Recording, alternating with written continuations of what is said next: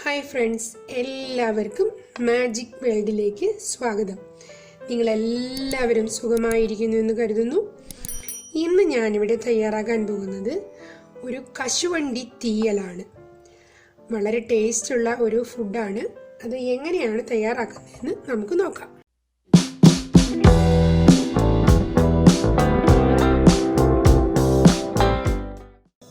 ഞാനിവിടെ ഒരു തേങ്ങ തിരുമി മിക്സിയിലിട്ട് ചെറുതായി ഒന്ന് അടിച്ചെടുത്തതാണ്. അപ്പം നമുക്കിത് വറുത്തെടുക്കാൻ എളുപ്പമാണ്. എല്ലാ തേങ്ങയും ഒരേ വലുപ്പമായതുകൊണ്ട് ഒരേപോലെ നമുക്ക് വറുത്തെടുക്കാൻ കഴിയും.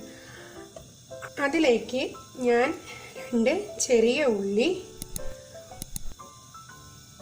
ഒരു 3 അല്ലി വെളുത്തുള്ളി, ഒരു ചെറിയ കഷ്ണം ഇഞ്ചി ഇത് കൂടി ഇട്ട് ഈ തേങ്ങ ചെറുതായി ഒന്ന് മൂപ്പിച്ചെടുക്കാം. നല്ല ബ്രൗൺ കളറായി വരുന്നത് വരെ നമുക്കിത് നല്ലപോലെ ഒന്ന് മൂപ്പിച്ചെടുക്കാം. ഒക്കെ മൂത്ത് വരുന്നുണ്ട്. ഇനി നമുക്കതിലേക്ക് കുറച്ച് കറിവേപ്പില കൂടി ഇട്ട് കൊടുക്കാം. കറിവേപ്പില കൂടിയിട്ട് കുറച്ചുകൂടി ഒന്ന് മൂപ്പിക്കാം. കാരണം ഒരല്പം കൂടി മൂത്തിട്ട് നമുക്ക് പൊടികളെല്ലാം ഇട്ട് കൊടുക്കാം.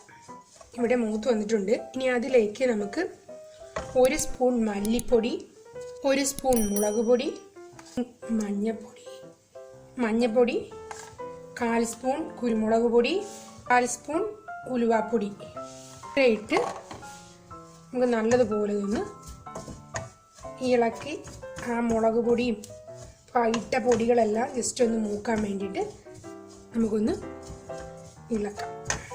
ഇനി നമുക്ക് തീ ഓഫ് ചെയ്ത് ഇത് അല്പം ഒന്ന് തണുക്കാൻ വെക്കാം. ഇനി നമുക്ക് ഒരു ചട്ടി വെച്ച് അതിലേക്ക് കുറച്ച് വെളിച്ചെണ്ണ ഒഴിച്ചിട്ട് 2 വറ്റൽമുളക് ഇട്ട് കൊടുക്കാം.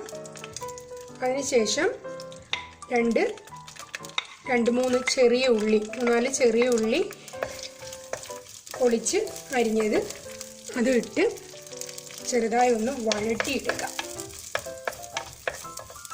നമ്മുടെ ഉള്ളി ഏകദേശം വഴണ്ടിട്ടുണ്ട്.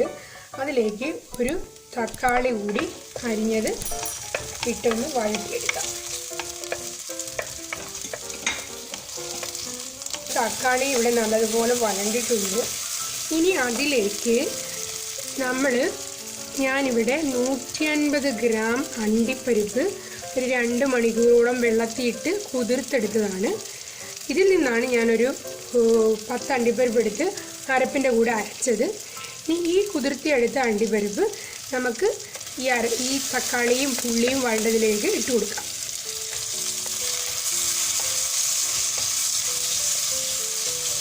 നിങ്ങൾക്ക് പച്ച കശുവണ്ടി കിട്ടുമെങ്കിൽ അതുകൊണ്ടാണെങ്കിലും ചെയ്യാം. കാരണം പണ്ട് ഞങ്ങൾ കഴിച്ചിട്ടുള്ളത് പച്ച കശുവണ്ടി പറിച്ച് കീറി അതിൽ നിന്ന് പരിപ്പെടുത്താണ് ഇതുപോലെ കശുവണ്ടി തീയൽ ഉണ്ടാക്കി കഴിച്ചിട്ടുള്ളത്.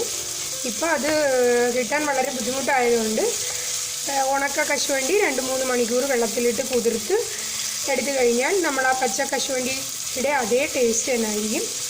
ഇപ്പം നമ്മുടെ അരപ്പ് ഞാൻ മിക്സിയിലേക്ക് ഇട്ട് അരയ്ക്കാൻ പോവാണ്.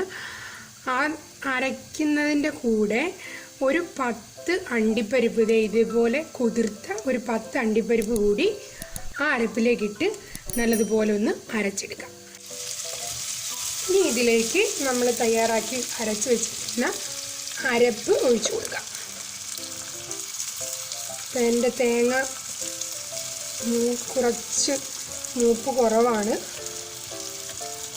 നിങ്ങൾക്ക് മൂപ്പ് കൂടണമെങ്കിൽ അതായത് കറക്റ്റ് ബ്രൗൺ കളറാകണമെങ്കിൽ അല്പം കൂടി തേങ്ങയൊന്ന് മൂപ്പിക്കണം.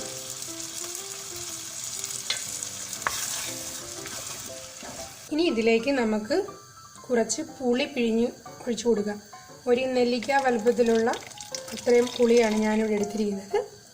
അതുകൂടി പിഴിഞ്ഞ് ഒഴിക്കാം.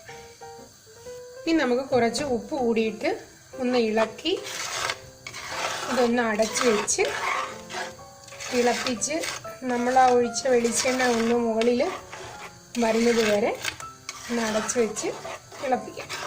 നമ്മുടെ കശുവണ്ടി തീയൽ ഇവിടെ റെഡിയായി കഴിഞ്ഞു. എണ്ണയൊക്കെ മുകളിൽ ഇങ്ങനെ തെളിഞ്ഞു വന്നിട്ടുണ്ട്. ഇനി നമുക്ക് ഇതിലേക്ക് അല്പം കടുക് വറുത്ത് ഒഴിക്കാം. നമുക്ക് ഒരു വറ്റൽമുളക് ഇട്ട് കൊടുക്കാം.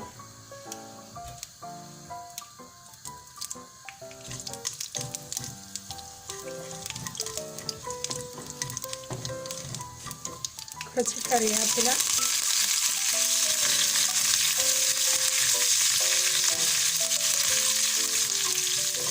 ഇനി നമ്മൾക്ക് കടുക് താളിച്ച്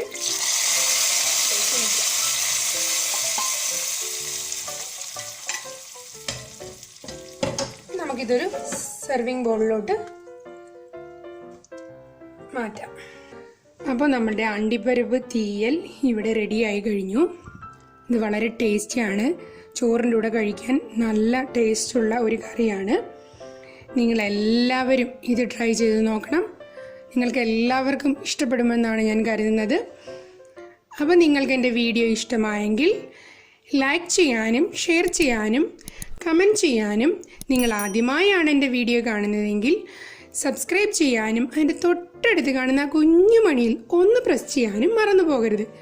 അപ്പോൾ നമുക്ക് അടുത്ത വീഡിയോയിൽ വീണ്ടും കാണാം. ടാറ്റാ, ബൈ.